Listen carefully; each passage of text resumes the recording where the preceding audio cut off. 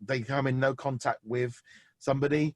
There's somebody in there filming them, the director and stuff inside little booths and stuff like they do with sound recordings. And, there is going to be big changes and maybe a lot more like personal vlogging systems. And, the technology is at home now where, people can talk and we might start seeing like interviews and, just changing up what's going on. Cause that could be a whole new series of just send two guys around to somebody, to somebody's house and doing a sit down interview with them. That's a series that doesn't need a massive amount of people and and that could be something that they could do.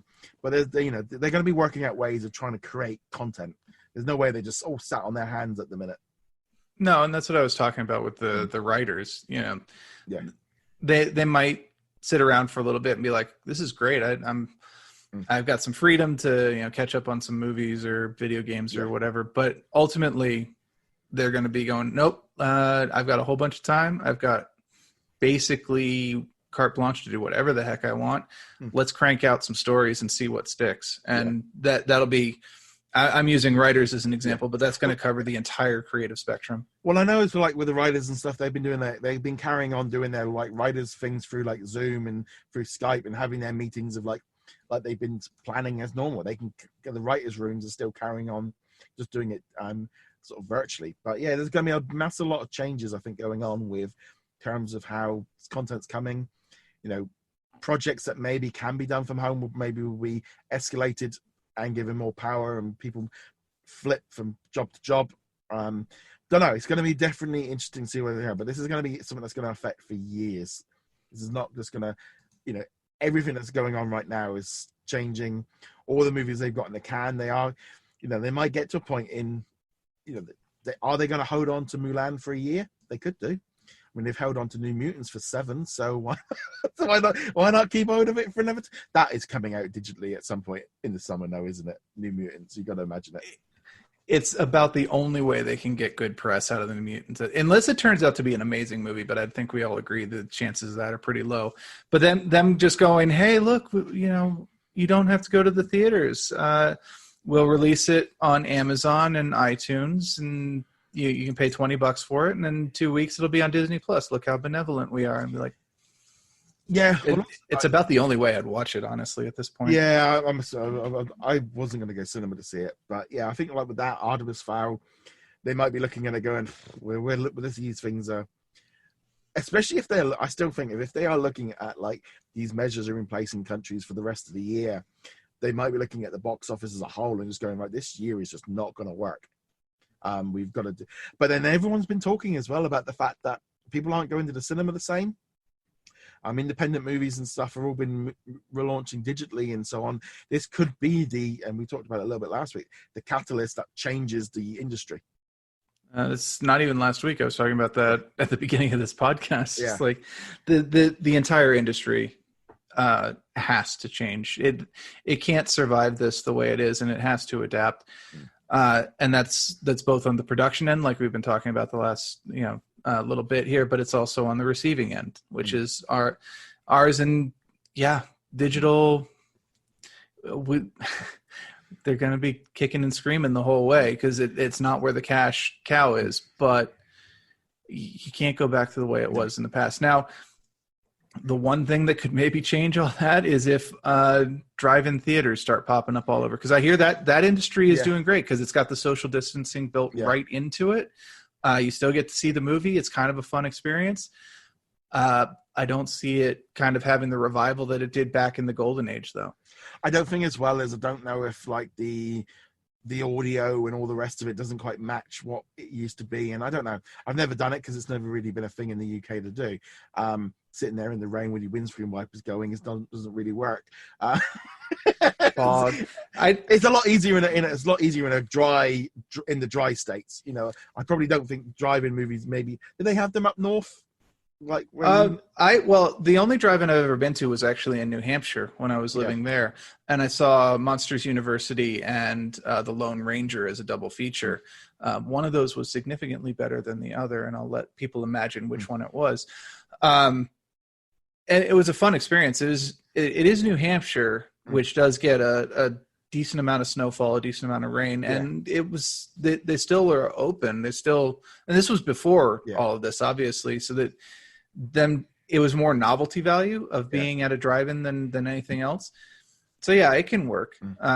You get much farther north than that, maybe not, but I mean, I know when I was traveling in Australia, there was a cinema in Broome in Western Australia, and we stayed there, and they had it's like an outdoor cinema. So you went inside into like the lobby, and then when you went out into the back, you had the cinema on the screen, and you all had like deck chairs. And we just sat there watching. I remember watching it was like Rush Hour 2 or 3 and Surf's Up, because I went 2 nights running because there wasn't much to do in this tiny little Australian town. And it was like weird. It was just like sitting there outside and the planes going over, and you're like, this is a bit weird. So it is that kind of weird thing. I think just things are just going to have to change, and things are going to have to move.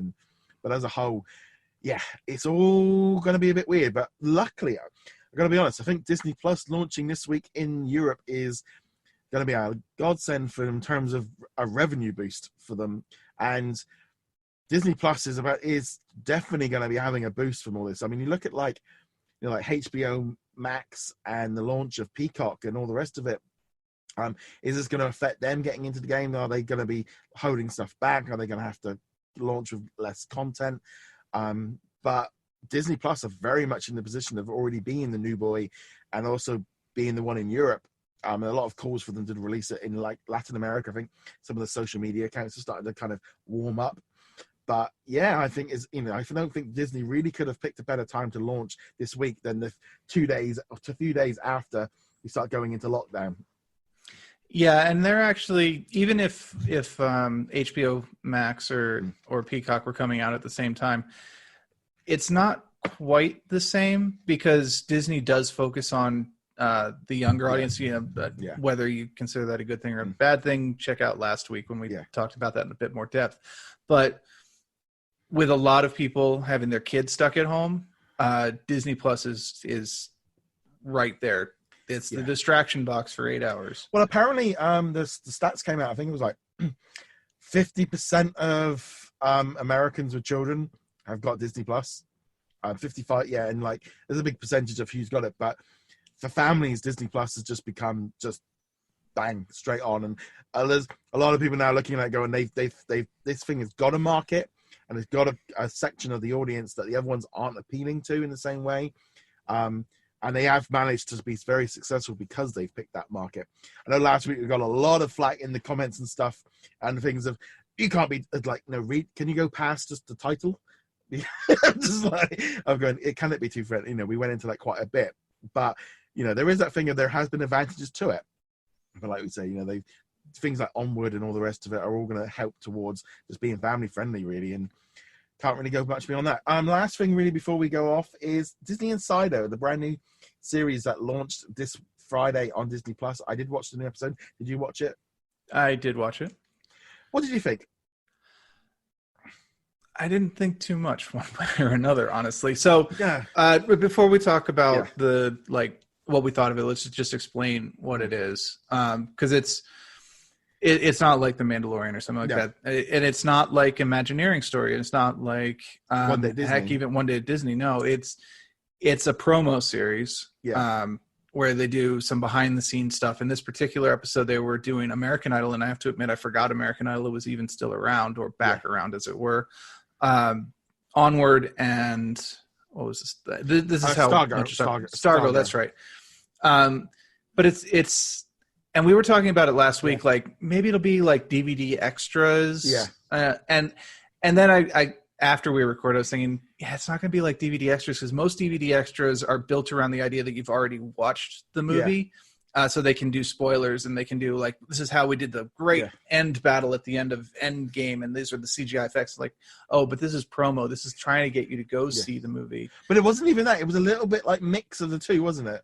It was, because I don't even know what... a bit like, Onwards. I was like, she sort of mentioned, whoa, don't ruin it for me. I love the final end battle in which blood. I'm like, what? Whoa. Stop right there. I will say though, I did enjoy the little bit where they were doing the CGI pants, and how they did the green screen to how would pants without an actual body in them be moving around, and how would it express itself, because it can't speak, it's got no hands to do the that was really cool. Just a zipper. Don't use this. Don't do that. That's not actually a thing. That's Roger having fun. I just envisioned him like, what can you do with pants? No, that's about it. Apparently, it involves kicking and stomping a lot, though. Yeah. But that part was cool. I really liked that part. That was fun. It's a good how do people make things, and it's a reminder that yes, it is a digital movie made on computers, but there is a lot of physical side to it as well, because they also had storyboards, which were hand drawn, things like that. On the flip side, we had American Idol, which was basically, here are the 3 judges. Here's Aluwani Resort. And I'm like, okay, what else you got for me? It's like, no, this is just Katy Perry talking for a little while. Yeah, I thought the Stargo one was quite good because they were just sat there having a discussion about it, having a bit of a singer-song. And it felt quite like just a nice little interview. And I thought that was quite nice. It kind of felt like at least it was original and set for it. The American Idol thing, I did actually like the fact that it was kind of, I mean, kicking off with Katy Perry was quite a way of kicking off the series, because it's quite, it wasn't like it was just anybody they just grabbed. I can't help but realize of just how much the Aluni Resort, looks so much like the Hong Kong Disneyland Explorer Hotel that I stayed in back in December. Because the building looks almost identical, the way it's been built. And I'm thinking, it looks exactly like Hong Kong. It was just like, I am certain that's not an accident. No, because it's right on the sea, and and we love that hotel. And they're going, oh, because I'm there thinking, because we talked about it. Obviously now there's no chance of going anywhere when I leave the country, but it's that thing of like, oh, that looks good, and it looks lovely, and the other blind. And I just thought, as a whole, the whole series is like this whole episode of going, okay, I see where you're going with this. I don't think this is bad. I think this is a lot better than One Day at Disney. It felt a little bit more mainstream. It's kind of reminded me of like what you might find on a Saturday morning or Saturday afternoon on like when I was a kid. They're like promos, but not quite fully into too much of an advert. And I mean, we've got like, I think 24 episodes. This is running for 6 months. I think it's very cheap television for them to make, because basically every single time they're filming something, send the film crew down just to record them and vlog them for a little bit. Easy, cheap TV to make, gives the behind the scene looks, also promotes what's on Disney, promotes what's at the cinema, promotes ABC shows, Hulu shows, new video games, new comics. This is just one big plug point. Whether or not I don't think it's going to bring in huge amounts of viewers, but it's cheap filler. But I look at this as cheap filler and go, well, actually, I don't think a 20-minute show and different things are going to appeal to different people. But I thought, this feels, I like this more than the One Day at Disney, like 3 to 4 minutes short. I like it. And it's a little bit more meaty. It is a little more meaty. There is no connection between the 3, so it could feel like they could have released them as little 5-minute bites each. But it's perfectly fine that they didn't. I can see why they didn't. Another thing that occurred to me while you were talking there is we were mentioning, a whole bunch of back catalog stuff coming in. They could conceivably put, old documentary or old behind the scenes stuff from those, and then be like, hey, we're putting, I know it's already on there, but I'm going to use an example. Toy Story. We're putting the first Toy Story on.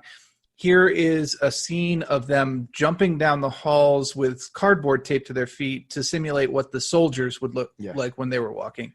And there you go. You've got a 5-minute short already made. Just push it right in there. But also, so like I was saying, like an interview, they can do quite interviews with like celebrities and people that worked on those things, and just do like, oh, this is how we made this show, and just they can do a 10-minute interview, and that's it, and that fills as well. So it'll be interesting to see how this goes. 24 episodes will see us pretty much right through to the end of the year. I might be more inclined to watch this. I haven't watched. I was talking about this with Jeremy, one of the reviewers on the site. I've not really watched One Day at Disney since December, since it kind of came out. This one's gonna very much, I think, depend on what's being told that week. I did find it, like I said, I did find it strange that it wasn't mentioned in any of the lineup for April, and I do wonder if they've had to make some adjustments to the episodes, because say for example, like there's a scene coming up maybe in next week's episode about Mulan. Maybe they've been like, we've got to take the Mulan bit out and shift them around a bit and